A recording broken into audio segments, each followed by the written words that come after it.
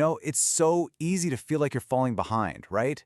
We live in this world that's just obsessed with the 20-something billionaire, the teenage prodigy, and it can make you feel like if you haven't made it by 30, you've somehow missed the boat. But what if that entire idea, that whole timeline, is just wrong? Today, we're going to tear down the myth of the early bloomer and look at the science of why it is never, ever too late to succeed. Our culture has a serious obsession with achieving things early. We've basically built this high-pressure conveyor belt that's supposed to start in preschool and just shoot people straight to the top. But let's be real, for most of us, life just doesn't work that way. Imagine being a little kid and hearing those words. This is the actual true story of psychologist Scott Barry Kaufman. He was shown a bell curve of intelligence, the camel's hump, and was told flat out that he was on the wrong side of it. That single moment just perfectly captures how we label and limit people's potential from way too young an age. And the most damaging part of a judgment like that is its finality. Because he had some early learning difficulties, Kaufman was basically written off. The system took a snapshot of him at one single point in time and decided that was his entire story, completely ignoring the incredible human ability to grow and to change. Kaufman's story isn't some rare exception. It has become the norm. For young people today, the pressure is just relentless. It kicks off with honor classes before you've even hit puberty, and it just builds into this massive frenzy of constant grade tracking and this demand for perfection. And the result? A whole generation dealing with crushing anxiety and burnout before they've even finished high school. Okay, so if this pressure is so damaging, what's the alternative? Well, the answer is actually hiding in the biology of our own brains. The science, it turns out, completely demolishes the idea that our potential is somehow fixed when we're kids. Now, this diagram might look a little complex, but the takeaway is absolutely incredible. For the longest time, we all thought our brains were pretty much done developing after our teens, but that is just not true. This process you see here, it's called neurogenesis, and it means your brain is capable of growing and rewiring itself for your entire life. You are literally building a new brain every single day. And get this, it gets even better. Think of your brain's connections like they're copper wires. Well, there's this stuff called myelin, and it's like the rubber insulation that makes the signal travel way faster and more efficiently. That insulation, it keeps getting thicker and better for decades, which means your brain's processing power can actually improve well into your 50s. So this all leads to a really fascinating question. If our brains are changing so much for so long, when are we actually at our best? The answer is, it totally depends on what you're measuring.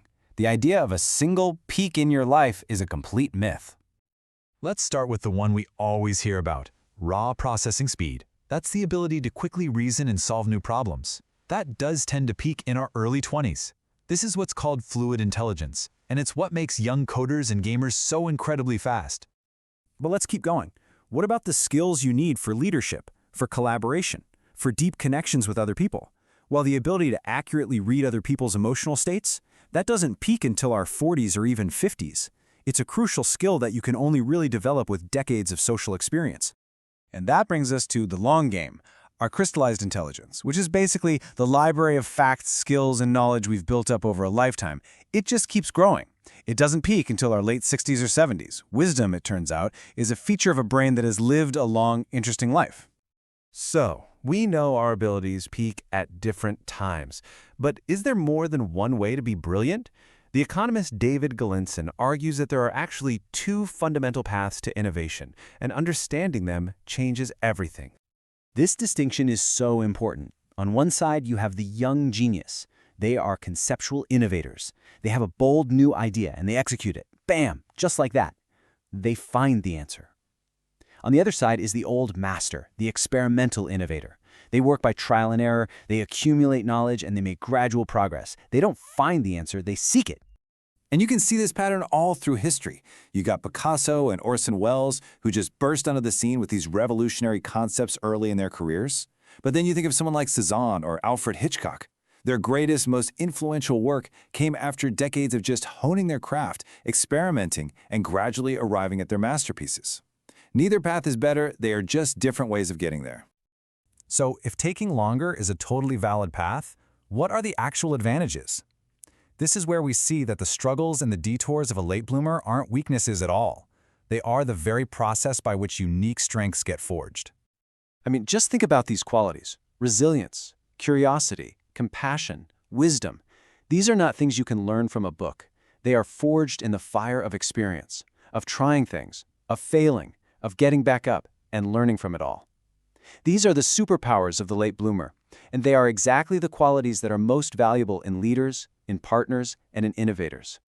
You know, we tend to think of successful people as having this smooth, easy ride to the top, but the research shows the exact opposite is often true. Running into brick walls, facing setbacks, dealing with adversity, that's not a sign of failure. For so many people, it's actually a prerequisite for major success down the line. There's actually a psychological term for this: ego strength. Now, this is not about arrogance. It's about a deep, quiet confidence and resilience that comes from knowing you can handle what life throws at you. It's this inner stability that you build piece by piece, every single time you overcome a challenge. It's an internal superpower, and it takes time to develop. And the data backs this up in some really surprising ways. Did you know entrepreneurs are 5 times more likely to have dyslexia? Or that nearly half of all eminent Americans lost a parent when they were young? These are not coincidences. These early challenges force people to develop different ways of thinking and a powerful inner drive that can fuel incredible achievements later on.